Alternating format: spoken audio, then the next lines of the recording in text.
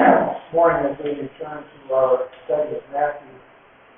Again, we are in the middle of this trip, getting closer now to Jerusalem in this final confrontation with the rulers of the synagogue as well as the Romans as well.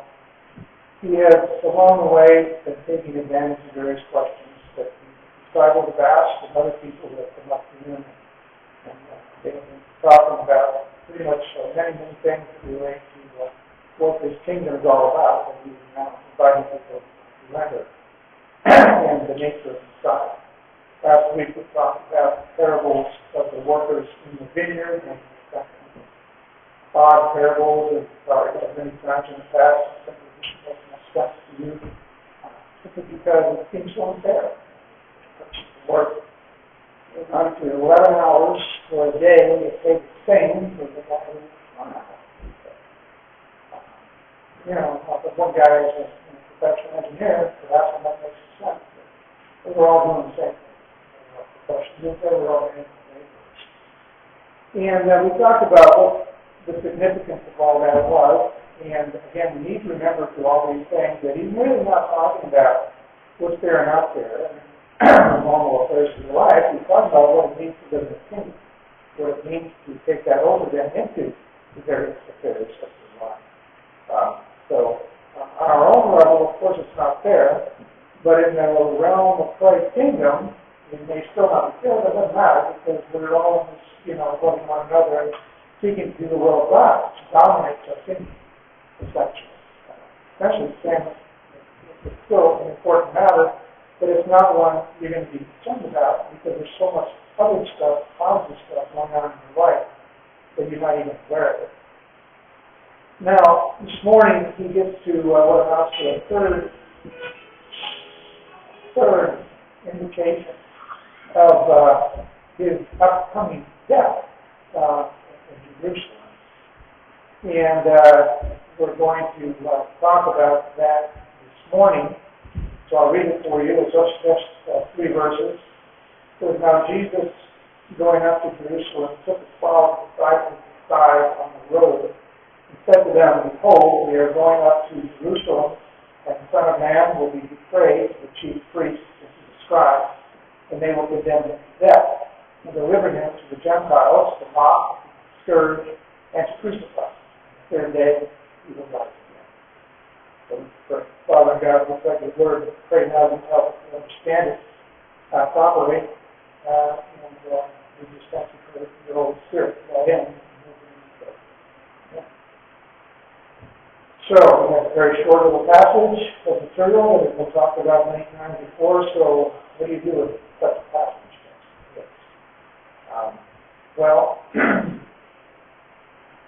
To begin with, just to look at the passage itself, he's giving the 3rd warning. Now notice that each time he gives these warnings, one in chapter 16, one in chapter 17, and now in chapter 20, he builds on it as he goes about conveying the message of, a very bad thing in their mind that's going to happen.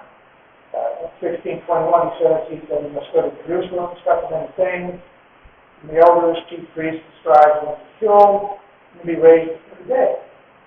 And then in chapter 17, he adds the whole notion of being betrayed by one of them. And then here it adds an additional element as him being mocked, scourged, and then crucified by the Gentiles, which is the Romans. So he keeps giving more information. But each one he talks about how he will be raised the 3rd day. But their minds don't really seem to, they probably didn't really understand what it is he was talking about. They did know what he was talking about when he said he was going to be betrayed and mocked, scourged, and be crucified. Because they've seen that all the time. Pretty common mode of execution for Rome. And it was very public. You couldn't really avoid it. It was right out of purposely public. But here he's taken his disciples privately and he's communicated to them this building up a danger that is going to be theirs as they approach Jerusalem. And he slowly increases the information each time. And here the Gentiles are involved as well as the Jewish authorities, and he brings in the whole notion of crucifixion. Now, obviously, he had some real prophetic ability in manifesting this point. It's one thing to say, hey, it doesn't look too good, and you very well might be killed. But to say it was a crucifixion, that he can be stirred, that he can mock, kind of hard to say that he could just kind of prognosticate that. He would have had to have a direct witness in the Spirit to know that these things were the case. The point here is that both the Jewish authorities as well as the Gentiles will be involved in that death, and across the Jews, they will both be involved then in the blessings of that death. As it's unquote later on. He did not attempt to convey to them all at once what was going to happen to them. And, there are a lot of things like that in our lives. When we get married, you don't know what's happening. None of us do. If we take a vow to say that person comes out to be part. It wasn't part of the deal, then your husband is going to have a stroke 2 years later and lose his mental capacity, and you're going to have to take care of it. But that's part of it. If that would have been told you, would you have married? That's a real question. Many reasons you didn't marry the people you didn't marry. And some of them may have to do with reasons about common or possibility. If we knew everything that was going to take place in our Christian lives from the beginning, which includes the story based on Jesus being burned at the stake, how many of us would have gone along? We didn't really have that much information. And so I think he's indicating here a certain sense in which he's not hiding the truth, yet at the same time he's packaging it in such a way they won't be overwhelmed by it and will continue along the way. He didn't try to manipulate them. He didn't try to deny their own responsibility in receiving it. And he wanted them to make a very informed decision. Now, many of these disciples did not. They did turn away. In John 6, chapter 8, it's particularly hard lesson on the meaning of the body being bread of life. And many of these disciples went back and walked with him more. So there were people who followed him initially. And then as things got, a little more obvious, we're going to follow this step. We decided to go home. So what besides information and Jesus' prophetic ability from the discern of the passage? As his disciples, we are to be learning from him, not only from his words, but from his example. In our evangelism and witness and teaching, we should follow that example in refusing to manipulate one another and those to be witness. And see the power of God manifested in how honest with us and testimony. God also honors freedom. He invites and encourages, but he does not force. Whether we repent or not is left up to us. We should so treat others in the same way. At the same time, Jesus does not dump everything at one time on people he wants to be at the center of. He encourages us to fear and to discern. This is a matter of tact, a matter of wisdom, in the service of truth. He wants them to choose rightly. Jesus has already presented his teaching in this way and his Sermon on the Mount, so we're going to return just briefly to that. One portion in 537 where he says, let your yes be yes and your no no. Whatever is more than these is from the evil one. The whole point seems to be, in this case, that in the kingdom is inviting you. Your language should be persuasive, but it should not be manipulative. And in this day, many people would use these vows and oaths to manipulate people into thinking they were more serious about something than they actually were. We do this all the time.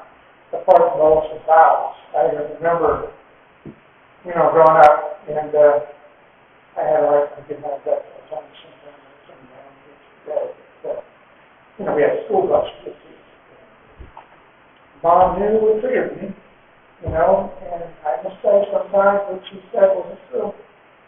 Here comes Dad, But he wasn't coming, but I didn't know that, so I got up. She was manipulating me, okay, trying to get me out of bed. I mean, I'll do that, innocent stuff, most And the end can be very worthy. So, this is the kind of thing Jesus says we're not supposed to do. With one another, particularly even with people outside the faith. Given the context of vows and oaths, and again, they have taken this very good thing that can be used in its proper place and began to manipulate people with it. It's not a matter of whether we should take vows or oaths. That's not his point, although some people take that in a very animalistic way. Both Paul and the Apostle and Jesus took oaths in their ministry. James 5 says, do not swear either by heaven or by earth or with any other oath. Your yes be yes and your no be no, lest you fall into judgment. Well, you shouldn't have to take an oath. Your yes should be that valuable, that significant, that alone. There's no higher standard that you can attain than your own word. And when your own word is of such a sort, oh, the vows are still taken. But they don't add you to the credibility is already established.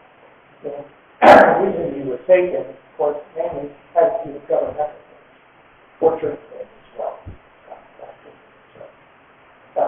Again, it's not intended to take away the law, but put the law in proper context. But the whole idea is not to try what not to do, rather affirming life and affirming testimony and purity and honesty and openness. In his teaching, Jesus wants those to whom he speaks to answer rightly, but not at the expense of their understanding of the truth. He makes the point of being clear about the truth, which he expects a favorable response. But he doesn't want a favorable response, they don't understand the truth. So he builds upon his information in such a way that they gradually come along in their understanding of what's involved in being his disciple. Obviously going to mean some hard things from us. And they don't know that they're not going to be included in this, called crucifixion idea. And eventually they all were, for the most part. Most of them were killed. Some of them pretty excruciating. But they didn't know that. When Jesus said, come, I'll make the fishers of men. Follow me. Okay, sounds exciting. You end up on a cross. That's part of the cost of Christ. To be his disciple is to put oneself at risk in a fallen world, totally unsafe, except insofar as your trust is in him. If Jesus was teaching his disciples that life with him would be safe, but very dangerous. This he revealed in stages that they were ready to hear it, but always at the risk that it would be rejected. Again, Matthew 26, all the disciples took it and fled. That's talking about these guys right here. They went away. But he did come back, but pretty much not until after the resurrection and Pentecost.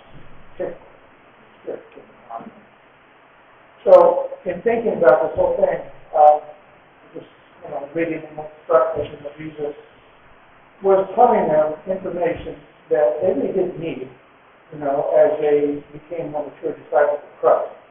But there's also information that extended their way up. And so he wanted a favorable response, but he also wanted them to understand, not just think we should be doing the same thing as we follow, as we disciples, and those that are involved with us, whether it's children, friends, workers, or whoever.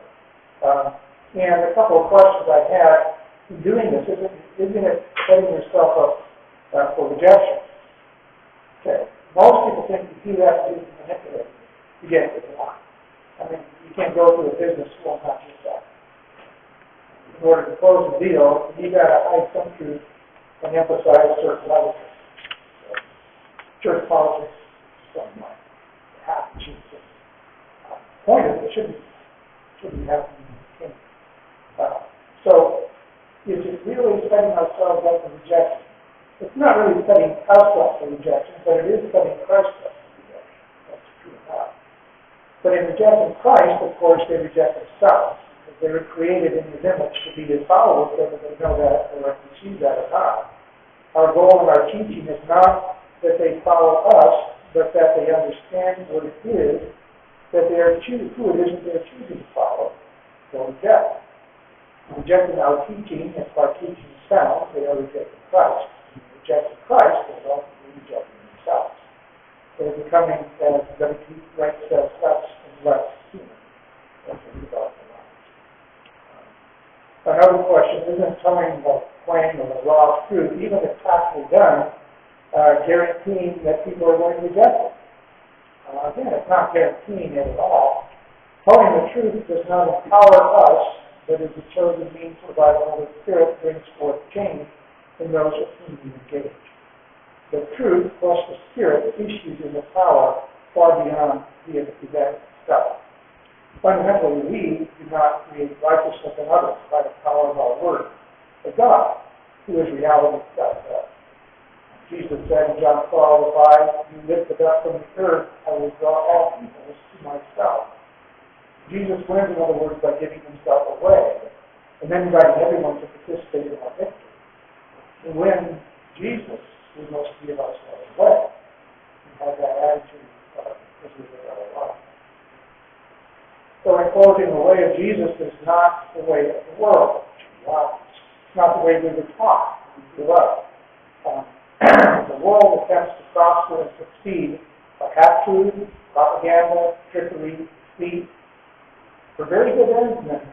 But this is the method they use. People find themselves often from the good motives of those who have access to political power particularly, entering a very dark world. These people who are trying to manipulate us are doing so for our own good. At least that's what they think. But they're still manipulating us. So in these pandemical times, we hear the cry to just follow the science. But the science being offered today, what? Plainly, no. It is not really science at all, but a worldview masquerading as science. That worldview is called for many things, but one of the most common things is progressivism. It's been going on for 100 years. It teaches that there is nothing permanent to which we are to cling. Everything, not just culture, but laws, truth, science, religion changes over time. What was right in 1776 may be quite wrong in 2020.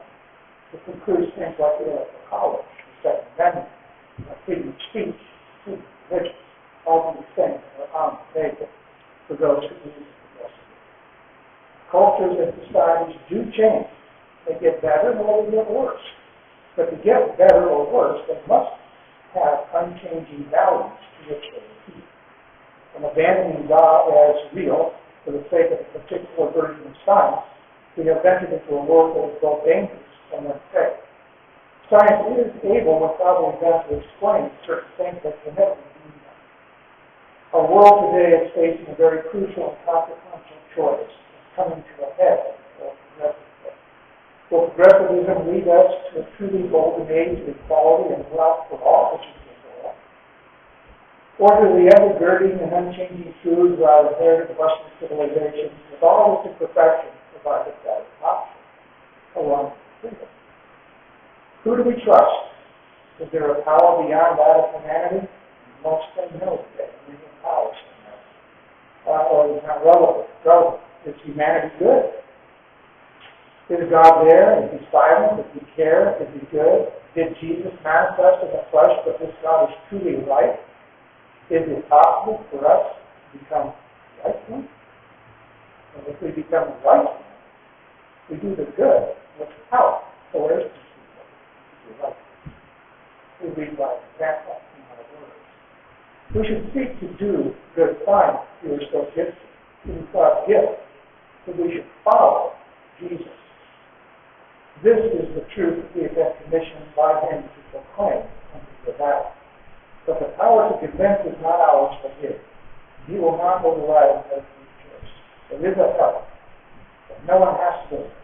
Unless they really want it, and apparently they don't. The cost of our freedom is the consequence of our being both right and wrong. And that's what God takes us. And he takes us so gently, but that is the end of the day. And that is what we choose. So, Father God, we thank you for your love for us. We thank you for your word. We thank you that you have done those through our information. And help you. general sense, but for that specific way. So we pray that, Lord, we might be granted grace, be granted mercy, be granted your power to receive these things in the way that we should, like Christ. We anticipate as we live our lives in ever more life, such as we become people whose lives are attractive to others who don't have it, but so long been desired. We pray that your kingdom would be prevalent, would be dominant over the affairs of men, that you and your grace and mercy would use us as your vehicles and tools for that end. Thank you, Jesus.